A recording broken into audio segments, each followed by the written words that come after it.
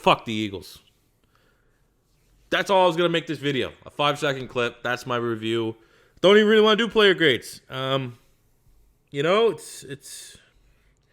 wasn't even going to do this video, but I'm going to talk about what's really wrong with you. I haven't really aired this concern. It's not like something I've been withholding, but now I feel very confident in what's going on. And so, yeah, Philly lost to Miami, 37-31. Am I shocked? No. Am I surprised? Yes. Given the fact that this was a game that if Philadelphia won this, we'd be tied for first in the division, right in that playoff hunt. Is this team good enough? Before this game, if you ask me, before this Miami game, is Philly good enough to go to the playoffs and make something happen? Maybe. But probably not. And now I know for sure not. This is a spineless team. This was a must-win game against one of the worst teams, if not the worst team in the National Football League. And you got embarrassed. You got your cheeks clapped. Your defense was pathetic. It is illegal for the Philadelphia Eagles to play good on offense and defense in the same given week. And I'm going to have to try and refrain from being overreactionary because the defense played very good the last 2 weeks. We played unreal against the Seattle Seahawks. They played unreal against the New England Patriots. And the offense, 9 times out of 10, has fallen flat this year. And this is the one instance that the offense did the job, the defense didn't. I don't want to be the skies falling because the defense 2 weeks ago, the last 2 weeks, what Jim Schwartz has done against New England, against Seattle, making Russell Wilson an MVP candidate not look like shit. He's got himself a little leeway. I'm not going to come out and say fire Jim Schwartz. But Jim Schwartz's reliance on Jalen Mills, on Ronald Darby, on Nate Gary, on these defensive wide nine, that's just not working. He doesn't make adjustments. There has to become a point in time where you have to say enough's enough. How many bad losses in must-win games on the behalf of Jim Schwartz is going to eventually come to bite him in the ass? We saw it a lot of times last year. The Tennessee Titan loss. The Panthers, when the Panthers scored like 40 points in the fourth quarter. When you look at a bad Eagles loss, and there's been a lot of them over the last 2 years since we've won the Super Bowl, more often than not, it's because Jim Schwartz's defense throws up a stinker. And then you look at those games. Well, why is that defense playing so bad? It's the guys that are Jim Schwartz guys. We see Nate Gary miss tackles. Jalen Mills getting bullied upon. Ronald Darby, who clearly someone in the Philadelphia Eagles team, pounded the table to get Ronald Darby back on a fairly expensive deal. 1 year, was it $7-8 million cap hit on a team that doesn't have a whole lot of money? That's a big signing for the Philadelphia Eagles. And he got embarrassed today. When you get embarrassed by Ryan Fitzpatrick and Devontae Parker, you need to reevaluate. People lose their jobs when Devontae Parker, he's having a little bit of a resurgence here, but generally he's been a bust. Embarrasses your secondary in a must-win fucking game for the division. You gotta reevaluate yourself. So that's all I really want to say on the defense because you can't have a short memory.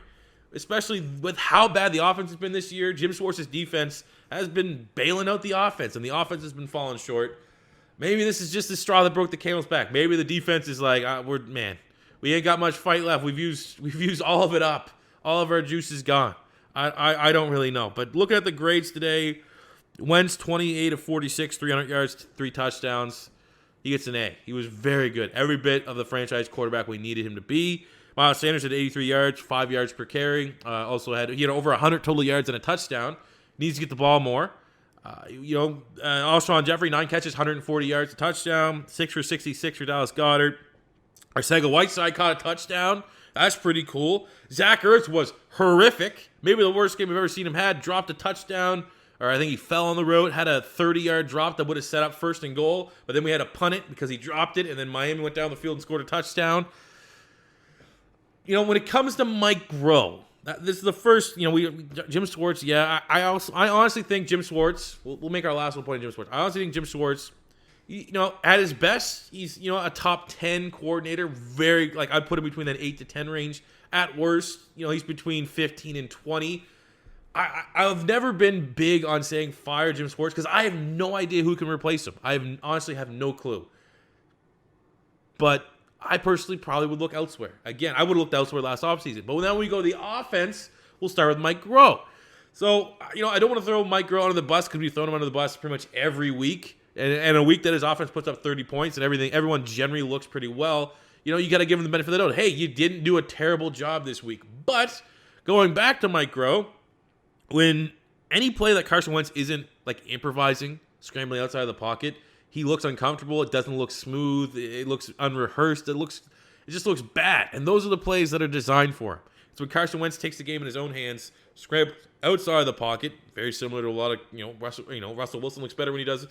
Aaron Rodgers looks better when he does this. So it's like the design plays for Carson Wentz generally still don't work whatsoever. But the fact that Carson Wentz is having a little bit of a down year, Alshon regressed, Dallas Goedert's regressed, Zach Ertz has regressed big time, Nelson Aguilar's regressed, Arcega-Whiteside, our second-round pick during a wide receiver crisis, can't sniff the field. What are the odds? That's 7 guys that I just brought up. What are the odds that all 7 of these guys regress and underperform at the exact same time, the exact same season? Or do you think it's the coaching? You know what I'm saying? Like, is it an unheard of coincidence where the entire team has peaked at the exact same time? Or is it bad coaching? I think it's pretty obvious that it's bad coaching, and it starts with Mike Groh. And if Doug Pederson, I want to make that my last point. This is my 3rd time re-recording this. Way less swear words, because I'm already getting rawed by YouTube. So on my tweet, you type in, uploaded 4 Madden 20 videos last week. Type in Madden 20, cert by this week. There's literally 100 videos spammed out by who, the familiar faces in the Madden community, cringe-worthy garbage content. And literally, there was 118 videos that came up on YouTube before my first fucking rebuild, man. It's so frustrating. I'm gonna do some changes on the channel. I'm gonna focus more on growing my channel. If it ain't, hey, I'm gonna join them. If it ain't work, join them. What I'm doing clearly is it's not. You'll see it tomorrow. It starts tomorrow. I want to start with a happy post-game reaction after we tied for first in the NFC after beating the Miami Dolphins, and now we're here at this shit. But okay. Mike Groh, not good. Groh got to go. We knew about this for a while. If he gets fired, though, if he's not going to get fired after this week's performance because they actually played well. But if he did, it's going to be Deuce Staley that takes over for him, 100%. It's kind of the way Doug Pederson is. He's too damn loyal. It's not things are going to change. Deuce Staley would literally be the second worst offense coordinator. If Mike Groh is the worst offense coordinator, Deuce Staley would be the second worst. He is not good. He's good at developing running backs. He's a good running backs coach. That's it. He should not have anything to do with scheming. His running back rotation is garbage. And whatever he does, when he hosts the run game with Stoutland, I guess, it's not good. You got to give, like Miles Sanders getting 5 yards per carry. We haven't had any wide receivers, and you're just like, nah, it's abandon the run. It's like, oh yeah, that was planned. That was all planned here. We had special runs for Boston Scott. There's like all these just dumb decisions. That is Deuce Staley stink all over them. But when you come back to everything, it's the head coach. Everything is a reflection of the head coach. And do I think Doug Pederson's a bad head coach? I do not think he's a bad head coach. I think he's fringe top 5 when he's coaching well. I think he's a great play caller, generally speaking. But a play caller is only good as the plays that get designed for him. And the plays that are getting designed for him, which is a collaborative effort from his coaching staff, is dog shit. So it still comes back to Doug Pederson. And Doug Pederson is spineless. That's how I'm going to end this type of video. We're gonna have a final statement on Doug Pederson and a final statement on the Eagles. The final statement on Doug Pederson is he's spineless. He is too afraid to make any moves. He will not fire anyone. He's a player's coach. He'll stick by with players for far too long. Nelson Aguilar, why is he still out there? Mac Hollins, why is he still out there? Jim Schwartz, why does Jim Schwartz have all this responsibility on the defensive side of the ball to get his guys the kind of contracts so that he can play in his defense and constantly fuck us time and time again, like Jalen Mills and Nate Gary and Ronald Darby? Why? Because Doug Pederson is spineless. If Doug Pederson was a true, I don't want to say everything comes back to Bill Belichick, but there's no way Bill Belichick would run that ship. There's no way Bill Belichick would be letting Josh McDaniels have the amount of power and control and personnel and decisions like that and get away with underperforming players under Bill Belichick the way the exact same thing happens with Jim Schwartz and our defense. But Doug Pederson is spineless. He's simply He came out in, I literally just watched the post-game conference. Miami's a good team. Get the fuck out of here. That is a bullshit, spineless, no accountability type response. And you're seeing it on the offense. Why is Mike Groh still here? What has he done? He has done absolutely nothing, but he's not going to get fired because he's one of Doug Peterson's guys. He was an internal hire. Doug Pederson didn't even look outside of the building when Frank Reich went to the Indianapolis Colts. He just said, I got my team, I got my staff, we're good. No, that's how you have stale, stagnant ideas that everyone gets the blueprint on how to stop your team and nothing changes because it's that vicious cycle of of trying to do the exact same thing every single time and expecting a different result, expecting more success. It's like a twisted version of that definition of insanity. That is everything that's going on with the Philadelphia Eagles right now. Doug Pederson is, Philly special. He will always be the coach that brought the Philadelphia Eagles to the Super Bowl. But at the end of the day, right now, with this Philadelphia Eagles team, he is a spineless head coach with no backbone to stand up and make a decision, make a change when there needs to be a change. Now it's too little too late. And that's what it comes down to. My final remarks on the Philadelphia Eagles. This is a bad football team. We have the easiest schedule in the NFL. You go against Miami, a chance to be first place in the NFC East, control your destiny. This is almost like a playoff game, playoff implications. And you get the brakes beaten off you by the fucking Dolphins. There was no fight in this Philadelphia Eagles team. No fight on the fucking defense. This is like people are texting me, this is the worst loss. It's not the worst loss. There's losses where Philly would go into week 16, week 17, they lose that, they don't even make the playoffs. Those are a worse loss. This is the most embarrassing loss I have ever seen the Philadelphia Eagles had in my entire life. But it's a good loss. I'm not super triggered about this loss because is there anyone out there that thought with the easiest schedule, Philadelphia squeaking in, beat Dallas, that's literally the only reason why I wanted Philadelphia to make the playoffs this year. If I'm being 100% honest with you, is that if they make the playoffs, that means Dallas didn't, which is awesome, right? But there's no way they're getting bumped. They are getting bumped in the first round unless we got like a cupcake team. We somehow got like the Vikings or something like that. We'd have a chance, even though they beat us early on. But I still feel comfortable that the Eagles could beat Miami or Minnesota in a tough game. But this is a good loss. Because Philadelphia right now with this staff is at a risk of becoming the thing that we mock the most as a Philadelphia Eagle fan base. This good enough but not good enough type results that has plagued the Dallas Cowboys the entire Jason Garrett era. They have won a lot of football games. They've lost a lot of football games, but they've won more than they've lost. They've had some playoff success making the playoffs. But it's everyone knows it's not been good enough. But they've won enough to justify keeping the band together, keeping everything the same. Let's just keep rocking and rolling. Maybe next year will be different. Maybe next year will be different. Maybe next year will be different. We're still winning. We're still winning games. Dak Prescott, most wins since he's entered the league behind Tom Brady, right?